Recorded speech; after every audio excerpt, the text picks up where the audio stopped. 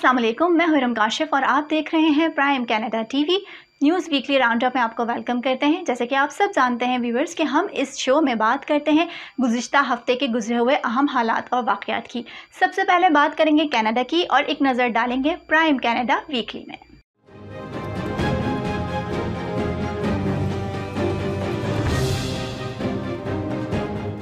वज़ीर इंसाफ और फ्रांसीसी ज़बान के ज़िम्मेदार वज़ीर साइमन जोलैन बैरियट ने आज एक बयान जारी करते हुए कहा कि ये फंडिंग 12 एसोसिएशंस की मदद करेगी जो तारकीन वतन के इंज़माम पर काम करती हैं ताकि वो फ्रांसीसी ज़बान के इस्तेमाल को फ़रोग़ दें। उनका कहना था कि क्यूबेक माशरे का हिस्सा बनने के लिए तारकीन वतन के लिए फ्रांसीसी महारतें ज़रूरी हैं। ये ऐलान उस वक्त सामने आया है जब क्यूबेक की जानिब से अपने फ्रांसीसी ज़बान के चार्टर की तजवीज़ करदा तरमीम कानून साजी के अमल से गुजर रही है। बिल 96 कनाडा के आइन को यकतरफा तौर पर तब्दील करने और क्यूबेक को एक कौम के तौर पर तस्लीम करने की कोशिश करता है। इस तरमीम से फ्रांसीसी ज़बान को क्यूबेक की सरकारी ज़बान बनाया गया है। इस बिल में 200 तरामीम शामिल हैं जिनका मकसद फ्रांसीसी ज़बान की हैसियत को मजबूत करना है, जैसे कारोबार के लिए फ्रांसीसी ज़बान ज़्यादा इस्तेमाल और अंग्रेजी ज़बान के जूनियर कॉलेजेस तक कम रसाई शामिल है।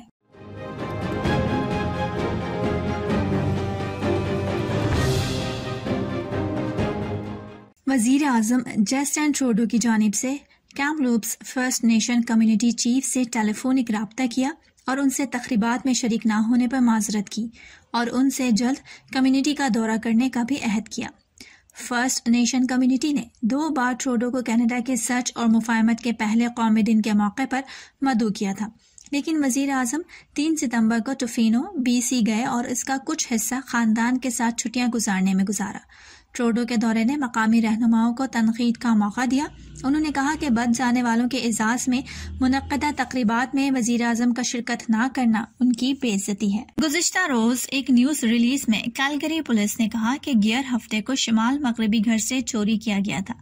कैलगरी पुलिस सर्विस के तफ्तीशकारों ने इलाके को फौरी तौर पर घेर लिया है और चोरी की गई कुछ अशिया बरामद करने में कामयाब हो गए हैं, लेकिन वो अब भी RCMP और एडमिंटन पुलिस यूनिफॉर्म तलाश कर रहे हैं जो चोरी की गई थी। वो इस बात पर जोर दे रहे हैं कि कोई आतिशी असलहा, गोला बारूद, पुलिस रेडियो का सामान या पुलिस के इख्तियारात का इस्तेमाल चोरी नहीं हुआ। पुलिस का कहना है कि अगर आपको किसी फर्द के बारे में तशवीश है कि वो खुद को एक अफसर के तौर पर बताता है तो आप किसी फर्द की शनाख्त की तस्दीक के लिए पुलिस का बैच और तस्वीर का शनाख्ती कार्ड देखने के साथ साथ पुलिस के गैर इमरजेंसी नंबर पर फोन करने की दरख्वास्त कर सकते हैं।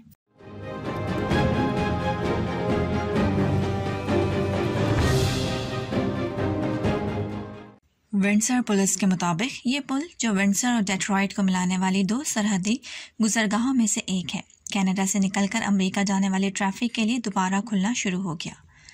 कनाडा बॉर्डर सर्विसेज एजेंसी ने शाम 5 बजे से कुछ देर पहले ट्वीट किया कि पुल पर मामूल के काम दोबारा शुरू हो गए हैं।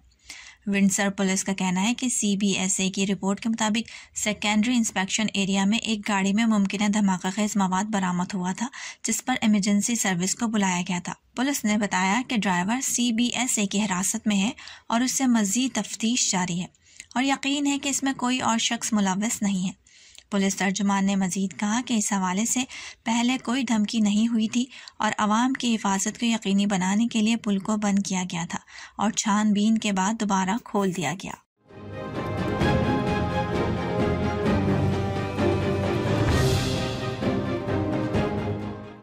कॉलिन स्वा ने इस बात को यकीनी बनाने के बारे में एक तरीक़ाकार वज़ा किया है जिसके तहत इस बात को यकीनी बनाया जाएगा कि रेस्टोरेंट या बार्स में मेज़ पर बैठने से पहले तमाम कोरोना SOPs पर अमल दरामद किया गया है। स्पोर्ट्स बार का मैनेजर इस बात की भी तस्दीक करता है कि खाने पीने के लिए दाखिल होने वाले हर शख्स को मुकम्मल तौर पर वैक्सीन दी गई है और उसके पास कोरोना सर्टिफिकेट भी मौजूद है। कॉलिन का कहना है कि अब वक्त आ गया है कि हुकूमत कोरोना SOPs के तहत महदूद तादाद की पाबंदियां ख़त्म करे और मज़ीद गाहकों को अंदर जाने की इजाज़त दे। उन्होंने मज़ीद कहा कि ये कारोबार के लिए बिल्कुल भी मुनसिफाना नहीं है और मुझे लगता है कि हम अकेले हो रहे हैं। मुझे इस कारोबार में 40 साल हो गए हैं। ये पाबंदियां दुरुस्त नहीं हैं। मॉन्ट्रियल रेस्टोरेंट और बार के मालिक पीटर केस इस मुतालबे से इत्तफाक करते हैं। वो 8 अक्टूबर तक तमाम सलाहियतों की पाबंदियों को ख़त्म करने का मुतालबा कर रहा है। उसी वक्त कॉन्सर्ट हॉल्स, सिनेमा घरों, थिएटर्स और दीगर तफरीही मकामात के लिए भी महदूद नशिस्तों की पाबंदियां हटाई जा रही हैं।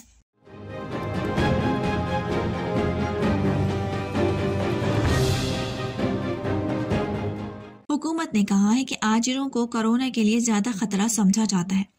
बशमूल स्कूलों और अस्पतालों के काम पर आने से पहले कारकुनों को वायरस के खिलाफ हिफाजती टीके लगाने या बाकायदगी से उसकी जांच कराने की ज़रूरत होती है।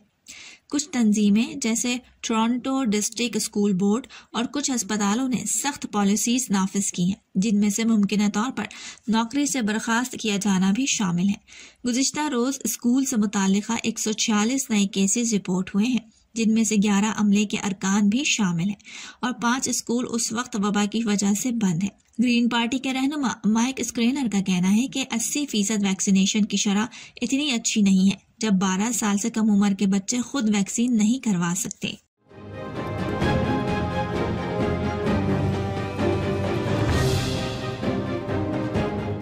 एक कारोबारी इदारे के मालिक ने बताया कि उनके स्टाफ ने सारिफीन से कोरोना सर्टिफिकेट दिखाने का मुतालबा किया था, जिस पर सारिफ ने स्टाफ पर हमला कर दिया। मालिक करना डेसाई के मुताबिक ये वाकया गुज़िश्ता दोपहर 3 बजे पेश आया। एक वीडियो में दिखाया गया है कि 2 अफराद अमले और सरपरस्तों से झगड़ रहे हैं, लड़ाई शुरू होने से पहले धमकियां दे रहे हैं और हवा में झूल रहे हैं। कारोबार के मालिक ने कहा कि उन्हें सारिफीन से और कोई मसला नहीं, लेकिन जब वो कोरोना वैक्सीन का सबूत मांगते हैं तो सारिफ खौफजदा हो जाते हैं और आखिरकार झगड़े पर तैयार हो जाते हैं।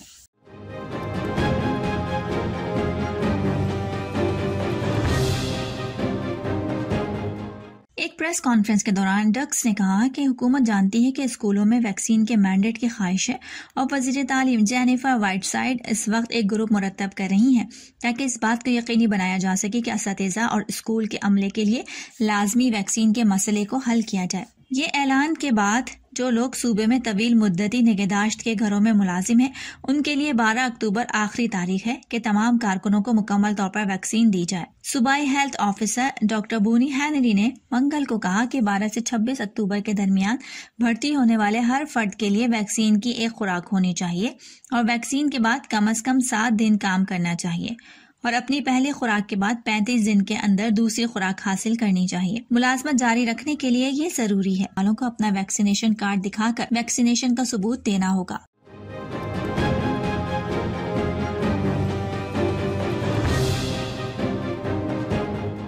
2 हफ्ते कबल पार्टी की इंतखाबी शिकस्त के बाद, जिसमें उन्होंने साबिक लीडर एंड्रियो शेयर के मुकाबले में 2 कम सीटें जीती हैं, क़दामत पसंद अरकान पार्लियामेंट गुज़िश्ता रोज पहली बार ज़ाती तौर पर जमा हुए। पार्टी को मौजूदा बैम्बरान पार्लियामेंट के नुकसान का सामना करना पड़ा, जिनमें कलर्स के 5 मुंतखब अफराद शामिल हैं और ग्रेटर टोरंटो एरिया, क्यूबेक और मेट्रो वैनकूवर में हतमी नशिस्तें जीतने में नाकाम रहे। इसके बावजूद ओटोल ने इलेक्शन के बाद से मुस्बत रवैयों को उजागर करने में वक्त गुजारा।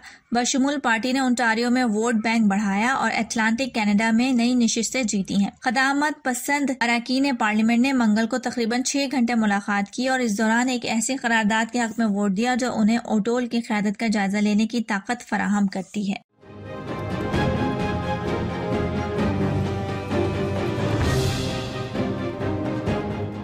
फोर्ब्स हुकूमत ने गुज़िश्ता रोज कहा है कि ये प्रोग्राम गैर रजाकार बच्चों और तलबा के लिए रजाकाराना तौर पर हर तेजी से बगैर अलामत के स्क्रीनिंग तक रसाई मुमकिन बनाएगा। टेस्ट मकामी मेडिकल ऑफिसर ऑफ हेल्थ की सवाबदीद पर दस्तयाब किया जाएगा। मकामी वबाई हालात की बुनियाद पर वालिदैन फैसला कर सकेंगे कि आया उनका बच्चा टेस्ट करवाना चाहता है या नहीं। रैपिड टेस्ट सिर्फ बगैर टीके वाले तालिबे इल्मों के लिए इस्तेमाल किए जाएंगे जिनमें कोई अलामात नहीं है, जो किसी किस्म के हाई रिस्क वाले अफराद के साथ राब्ते में नहीं है। इन लोगों के लिए जो एक तशखीसी मरकज या नमूना जमा करने के मरकज के जरिए कोरोना टेस्ट करवाते हैं, उन्हें इस बात की तस्दीक करने की जरूरत होगी कि जब तक वो नतीजा हासिल नहीं करते अलग थलग रहेंगे।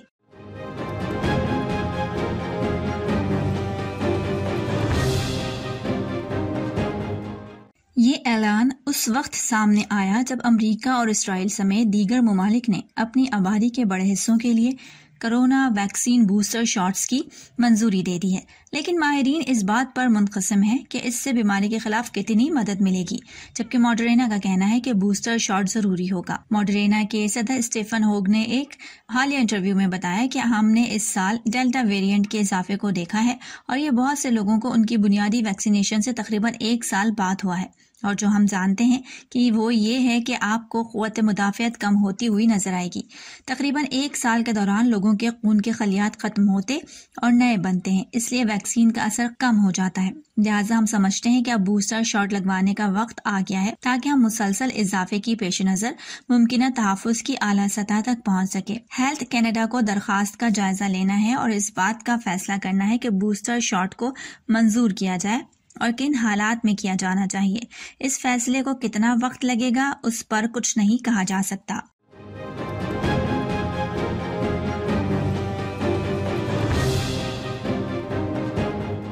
इलेक्शंस कनाडा ने तस्दीक की है कि मौजूदा ब्रेंडा शानहान पार्लियामेंट में वापस आएंगी, क्योंकि दोबारा गिनती ने उन्हें अपने ब्लॉक क्यूबेक से हरीफ पर सिर्फ 12 वोटों से बढ़तरी दिला दी है। इस दोबारा गिनती ने 20 सितंबर के इंतखाबात के इब्तदाई नताइज को बदल दिया, जिसमें ब्रेंडा को ब्लॉक के उम्मीदवार पीट्रक से 286 वोटों से शिकस्त हुई। दोबारा गिनती के बाद जस्टिन ट्रूडो की लिबरल पार्टी की जीती हुई नशस्तों की कुल तादाद 160 हो गई है। हालांकि उनमें से एक जीतने वाला उम्मीदवार केविन वोंग एक आजाद रुकन की हैसियत से बैठेगा, क्योंकि उस पर जिनसी ज्यादती का इल्जाम था, जो बिलाखिर खत्म कर दिया गया। क्यूबेक में लिबरल नशिस्तों की तादाद 35 हो गई है। पार्टी ने 2019 इलेक्शन में भी इतनी ही नशिस्तें जीती थी। ब्लॉक 32 नशिस्तों के साथ दूसरे नंबर पर है। उनकी नशिस्तों की तादाद में कोई तब्दीली नहीं हुई। हंगामी हमले को बुध की शाम कनाडा में एक हाउसिंग डेवलपमेंट में जबरदस्त आग पर काबू में पाने के लिए बुलाया गया। ओटावा पुलिस सर्विस के तर्जुमान ने बताया कि हमले को शाम 6:20 पर बुलाया गया। आग कनाडा ऑटो पार्क के करीब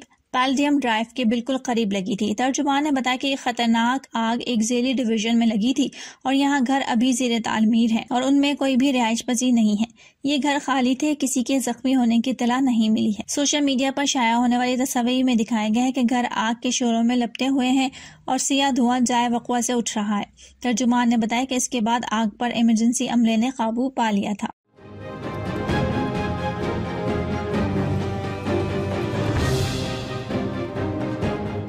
Canadian urban environmental health research consortium के महक़क़ीन के मुताबिक तकरीबन 86% कैनेडियंस ऐसे इलाकों में रहते हैं जहां फ़िज़ाई ज़राअत की सतह WHO की हिदायत से ज़्यादा है, जो सितंबर के आखिर में जारी की गई थी। जेफ ब्रोक, जो पब्लिक हेल्थ और केमिकल इंजीनियरिंग टोरंटो यूनिवर्सिटी में अप्लाइड केमिस्ट्री के असिस्टेंट प्रोफेसर हैं, जो कैनियो के साथ काम करते हैं, उनका कहना था कि तकरीबन 56% लोग इन इलाकों में रहते हैं जहां नाइट्रोजन डाइऑक्साइड की सतह नई हिदायत से तजावुज करती है। WHO की नई हिदायत 5 माइक्रोग्राम फी मुकब मीटर है, यानी हवा के 2.5 PM की सालाना औसत की सिफारिश करती है।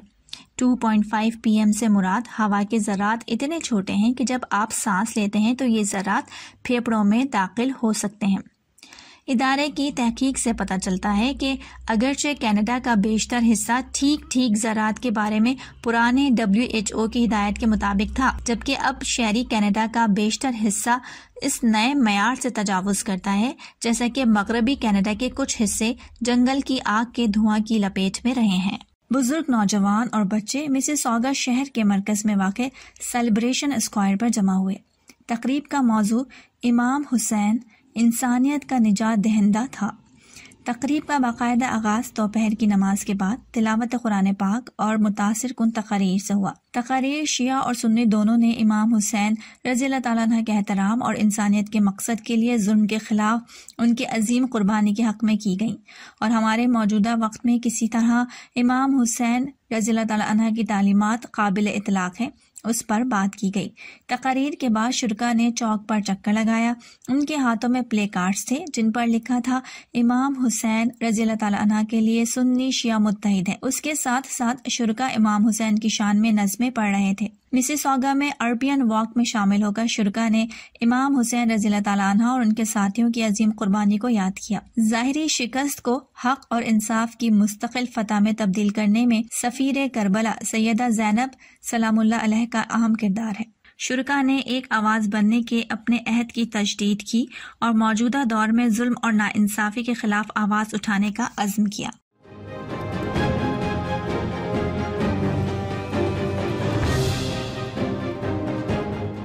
ब्रिटिश कोलंबिया में कोरोना वायरस के फैलाव के बायस अस्पतालों में दाखिल होने वाले मरीजों की तादाद में तेजी से इजाफा हुआ है।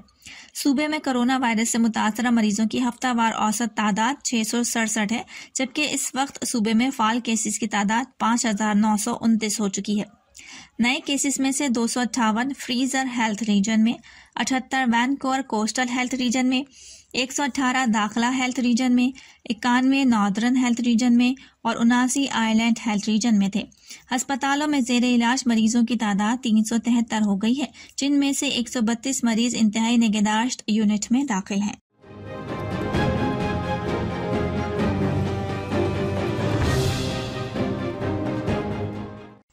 एक प्रेस ब्रीफिंग के दौरान उन्होंने कहा कि हम 80% आबादी पर वसीउ बुनियाद पर पाबंदियों को नाफिज नहीं करने जा रहे, जिन्होंने अपना पहला कोरोना वैक्सीन शॉट हासिल किया है। सस्केचुआन के लोगों की अक्सरियत ने सही काम किया है और हम पूरे माशरे में वसी बुनियादों पर पाबंदियां लगाने के खिलाफ बहुत मुज़ाहिम हैं। जबकि रेजिना में मुतदी अमराज के डॉक्टर एलेक्स वोंग ने इस ऐलान को मायूस कुन कहा है।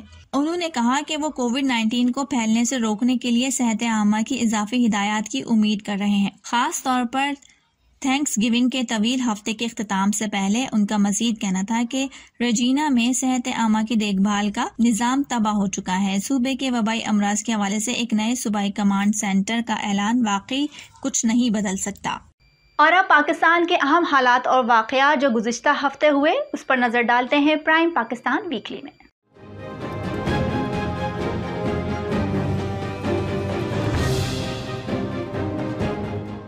पेंडोरा पेपर्स की फहरिस्त में नून लीग के साबिक वजीर खजाना इसाक डार के बेटे का नाम भी आ गया है, जबकि पीपी के शर्जील मेमन भी इस लिस्ट का हिस्सा है।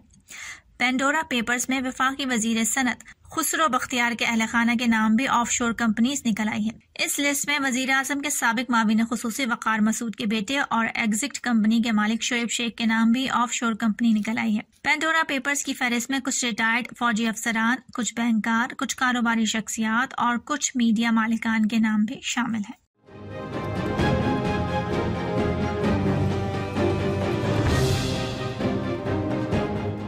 इमरान खान ने अपने ट्विटर पैगाम में कहा है कि पेंडोरा पेपर्स की तहकीकात का खैर मकदम करते हैं। अशराफिया ने टैक्स चोरी, करप्शन से नाजायज दौलत बनाई। वजीर आजम ने कहा कि गरीब मुल्कों का पैसा रोकने के लिए अमीर मुल्क कुछ नहीं करते। इमरान खान ने कहा कि पेंडोरा पेपर्स ने करप्शन से कमाई गई अशराफिया की नाजायज दौलत को बेनकाब किया। अशराफिया ने काले धन को मालियाती महफूज पनागाहों में मुंतकिल किया। वजीर आजम ने यह भी कहा कि अक़वाम मुत्तहिदा के इदारे ने चोरी शुदा असासों का तखमीना 7 ट्रिलियन डॉलर लगाया है। यह दौलत बड़े पैमाने पर ऑफशोर टैक्स हेवन्स में मुंतकिल की गई है। इमरान खान का कहना था कि मेरी हुकूमत पेंडोरा पेपर्स में सामने आने वाले तमाम शहरियों की तहकीकात करेगी। अगर कोई गलती साबित हुई तो मुनासिब कार्रवाई करेंगे। वजीर आजम ने कहा कि आलमी बरादरी इस संगीन नाइंसाफी को मौसमियाती तब्दीली के बहरान की तरह समझे।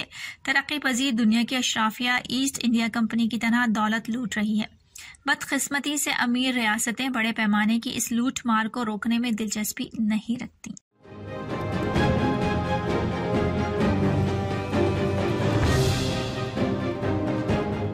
जुनेद सफदर ने कहा कि मैंने कानूनी चाराजोई के सिलसिले में अपने वकील को हिदायत जारी कर दी है। मरियम नवाज के साहबजादे जुनेद सफदर ने कहा कि मेरी कोई ऑफशोर कंपनी नहीं है, मैं तालिब इल्म हूँ, मेरा सिर्फ एक बैंक अकाउंट है।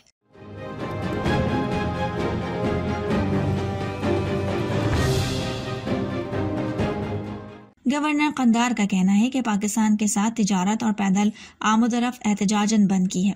दूसरी जानिब पाकिस्तानी हुक्काम का कहना है कि गैर मामूली इक़दाम का इल्म नहीं है। आज सूरत हाल देखकर सरहद पर मामूल की सरगर्मियों से मुतालिक फैसला किया जाएगा।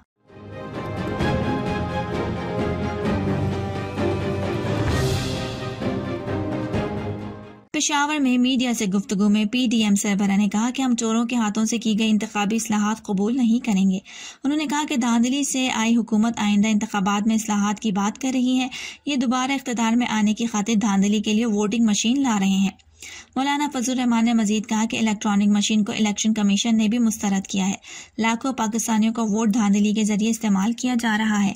उनका कहना था कि जब से ये हुकूमत आई है तब से कह रहे हैं कि ये नाजायज हुकूमत है, उसके हाथ पर कभी बैत नहीं करेंगे। PDM सरबराह ने यह भी कहा कि बैरून मुल्क पाकिस्तानियों ने भी हुकूमत से हाथ उठा लिया है। पहले नौजवानों को और अब बैरून मुल्क पाकिस्तानियों को धोखा दिया जा रहा है।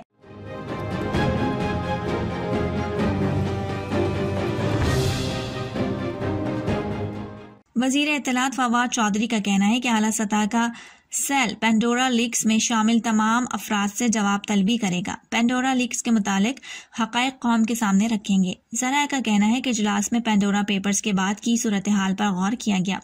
वफाकी वज़रा और अटॉर्नी जनरल पर मुश्तमिल कमेटी ने वज़ीर आज़म को इब्तिदाई रिपोर्ट पेश कर दी। ज़राए का कहना है कि वज़ीर आज़म को पेंडोरा पेपर्स में शामिल पाकिस्तानी अफराद से मुतालिक ब्रीफिंग दी गई।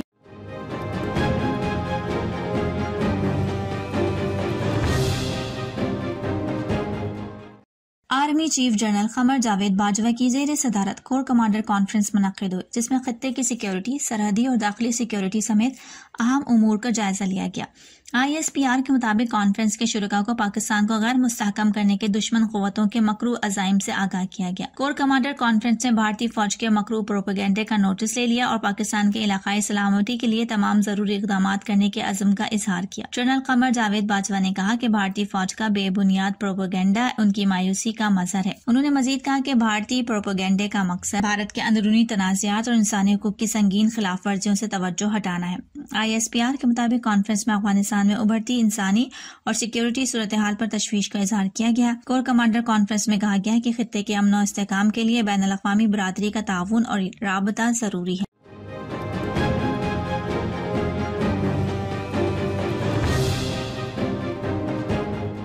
ऑर्डिनेंस में वजीर आजम और अपोजिशन लीडर के दरमियान मुशावरत की मौजूदा शिक बरकरार रखी गई है।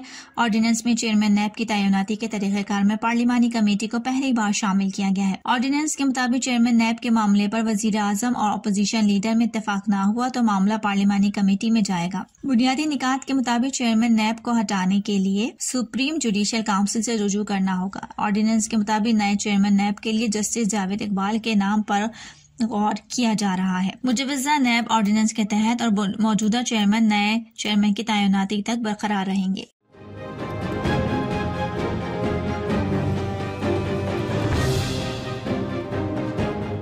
एक मुश्तरका बयान में उन तंजीमों ने कहा कि बिल में तजवीज़ पेश की गई है कि PMTA बोर्ड का चेयरमैन और निस्फ अरकान हुकूमत नामजद करेगी। इस बात पर खास तौर पर तशवीश है कि मुजव्वज़ा मीडिया अथॉरिटी को मीडिया ट्रिब्यूनल बनाने का भी इख्तियार होगा, जिसके फैसले सिर्फ सुप्रीम कोर्ट में चैलेंज किए जा सकेंगे। आलमी मीडिया तंजीमों ने PMTA की तैयारी खुफिया रखने पर भी तशवीश का इजहार किया।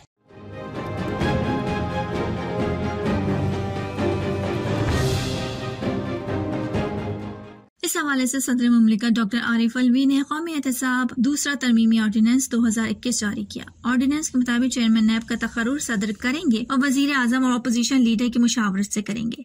इत्तेफाक राय न होने पर चेयरमैन नैब का मामला पार्लिमानी कमेटी को भिजवाएंगे। नए चेयरमैन नैब की मुद्दत मुलाजमत 4 साल होगी। 4 साल मुकम्मल होने पर चेयरमैन नैब को अगले 4 साल तक के लिए भी तैनात किया जा सकेगा। चेयरमैन नैब को सुप्रीम कोर्ट के जजेस की तरह ही हटाया जा सकेगा। जमानत या मुल्जिम की रिहाई का इख्तियार सिर्फ एहतसाब अदालत के पास होगा। नैब मुल्जिम को करप्शन की रकम के मसावी जरिए जमानत जमा कराने पर जमानत मिल सकेगी। चेयरमैन नैब प्रोसिक्यूटर जनरल की मुशावरत से रेफरेंस तय कर सकेंगे। तरमीमी ऑर्डिनेंस के मुताबिक सदर मुमलिकत जितनी चाहेंगे मुल्क में एहतसाब अदालतें कायम करेंगे। ऑर्डिनेंस के मुताबिक सदर मुमलिकत मुतालिका चीफ जस्टिस हाई कोर्ट की मुशावरत से एहतसाब अदालतों के जजेस मुकर्रर करेंगे। एहतसाब अदालतों के लिए जजेस का तकर्रुर 3 साल के लिए होगा।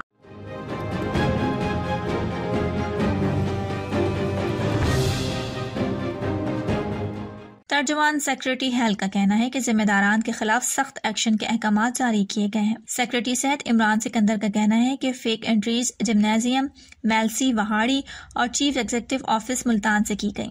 इमरान सिकंदर का कहना है कि सेंटर्स के मुतालिका वैक्सीनेटर्स की तफसीलात साइबर क्राइम विंग को भिजवा दी गई है। सेक्रेटरी सेहत का कहना है कि health information service delivery unit की जानिब से फेक एंट्रीज की शनाख्त की गई।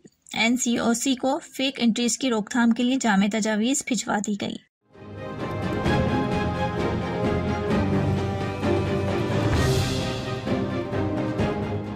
अली अमीन गंडापुर ने आवाम को मशवरा दिया है कि चीनी और रोटी का इस्तेमाल कम कर दिया जाए। गुज़िश्ता रोज आज़ाद कश्मीर में जलसे से खिताब करते हुए अली अमीन गंडापुर ने महंगाई बढ़ने का जिम्मेदार साबिक सदर आसिफ अली जरदारी और नवाज शरीफ को करार दिया था।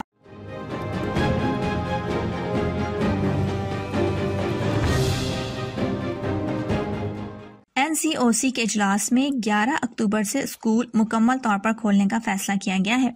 असद उमर का कहना है कि पीर से पूरे मुल्क में तमाम तालीमी इदारे मामूल के मुताबिक खुलेंगे। तालीमी इदारे खोलने का फैसला मुल्क में कोरोना केसेस में कमी के बाद किया गया।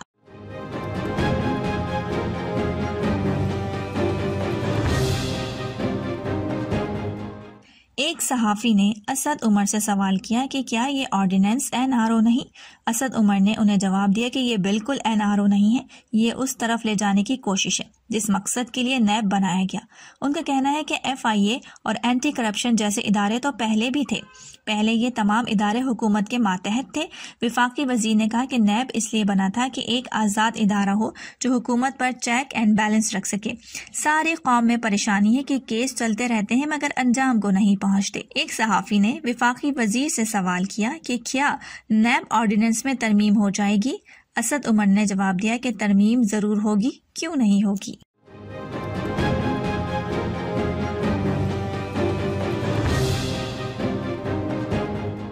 ज़राए का कहना है कि शौकत तरीन बतौर मुशीर ECC समेत काबीना कमेटीज की सदारत नहीं कर सकेंगे। आइन के तहत वजीर आजम किसी गैर मुंतखब शख्स को 6 माह के लिए वफाकी वजीर बना सकते हैं। शौकत तरीन की बतौर वफाकी वजीर मुद्दत 16 अक्टूबर को पूरी हो रही है। ज़राए का कहना है कि हुकूमत ने शौकत तरीन को खैबर पख्तूनख्वा से सेनेटर मुंतखब करवाने का फैसला किया है। वजीर आजम ने पार्टी के सीनियर रहनुमाओं से मुशावरत शुरू कर दी। ज़राए का कहना है कि शौकत तरीन के लिए किसी सेनेटर से इस्तीफा लेकर नशिस्त खाली करवाई जाएगी, इसका फैसला ना हो सका। शौकत तरीन सेनेटर मुंतखब होने तक बतौर मुशीर खजाना काम जारी रखेंगे। सेनेटर मुंतखब होने के बाद शौकत तरीन को विफाकी वजीर बनाया जाएगा।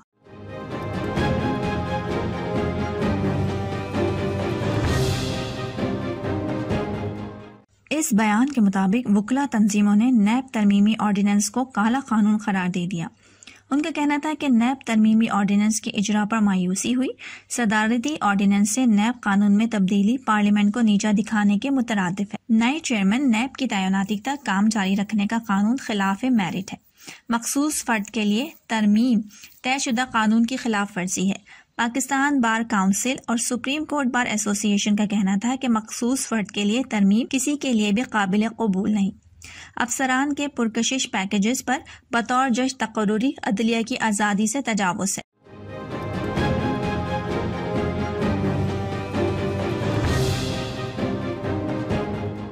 8 अक्टूबर 2005 को जल्जला आया था जिसमें बड़ी तादाद में जानी और माली नुकसान हुआ था। जहां भाग अफराद की याद में आज दुआया तकरीब मुजफ्फराबाद में मुनक्किद हुई जिसमें वजीर आजम आज़ाद कश्मीर सरदार अब्दुल क़य्यूम नियाज़ी शरीक हुए।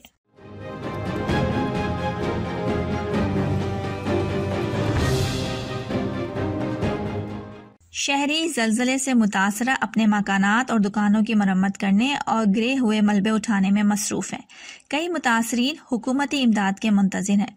हर नाई का बाजार खुल गया है, लोगों की चहल पहल शुरू हो गई है। जल्जले के बाद शहरी मुतासरा मकानात और दुकानों की मरम्मत कर रहे हैं और जिनके घर मुकम्मल गिर गए वो मलबा उठाने में मसरूफ है। बाज़ इलाकों में जल्जला मुतासरीन का कहना है कि उन्हें हुकूमत की जानिब से अभी तक इमदाद नहीं मिली है। हर नाई में गुज़िश्ता सुबह 3:02 पर जल्जला आया था जिसके बाइस 20 अफराद जाँ भाग और 300 जख्मी हुए थे। जल्जले से मुतासरा इलाके में सैकड़ों मकानात को नुकसान भी पहुंचा था। और अब पिछले हफ्ता खेल का मैदान कैसा रहा जानते हैं प्राइम स्पोर्ट्स वीकली में। MAQ कुरैशी ने अवार्ड मिलने पर अपने खानदान के अफराद, दोस्तों और क्रिकेटर्स का शुक्रिया अदा किया। उन्होंने उनकी सलाहियतों को पहचाना और इनको सपोर्ट किया। उनका मजीद कहना था कि इस हौसला अफजाई और इज्जत देने पर मैं तमाम लोगों का शुक्रगुजार हूँ और लाइफ टाइम अचीवमेंट अवार्ड मिलने पर बहुत खुश हूँ।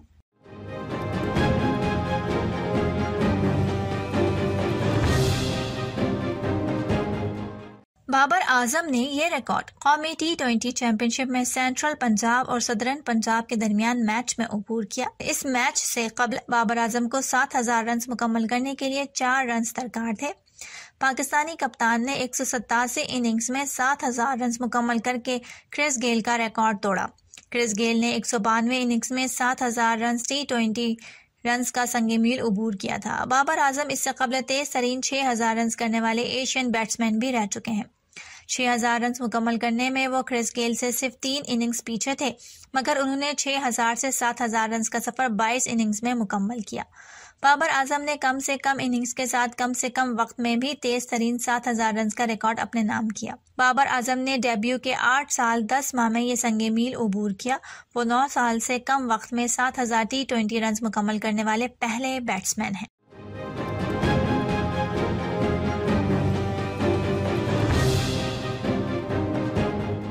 इंग्लिश क्रिकेट बोर्ड को इस माह पाकिस्तान का दौरा करना था, मगर खिलाड़ियों की ज़हनी सेहत का बहाना बनाकर उसने दौरे से इनकार कर दिया। ECB को इस फैसले पर शदीद तनकीद का निशाना बनाया जा रहा है। मंगल को एक अवार्ड तकरीब के दौरान गुफ्तगू में माइकल होल्डिंग ने कहा कि इंग्लैंड को सिर्फ 4 रोज पाकिस्तान में गुजारने थे, मगर इसने दौरा मंसूख कर दिया। उन्होंने कहा कि अगर यहाँ पाकिस्तान की जगह भारत होता तो इंग्लैंड कभी ऐसा नहीं करता जैसा पाकिस्तान के साथ किया, क्योंकि भारत मजबूत और अमीर बोर्ड है। माइकल होल्डिंग का कहना था कि पाकिस्तान ने मुश्किल वक्त में इंग्लैंड का दौरा किया, ECB को बचाने के लिए क्रिकेट खेली।